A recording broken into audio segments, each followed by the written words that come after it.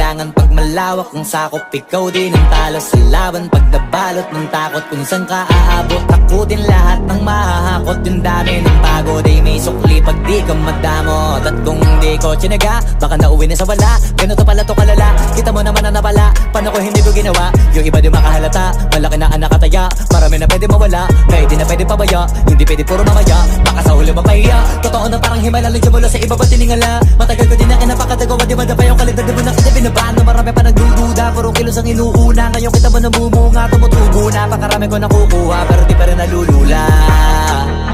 Tas sa ugali wala pa rin binago. Tao pa rin pag umaharap sa tao. Pero pag usapang rap pa, iba-iba ko. Literal na may bago kong naabangan sa tuwing may ilalabas na bago. Yan ang ginawang pambawi, so nakikinig palagi. Para mas lalo sila ganahan, di yung mga bago ko hanapin. Yung iba naman nabababawan, pero di na para atupan.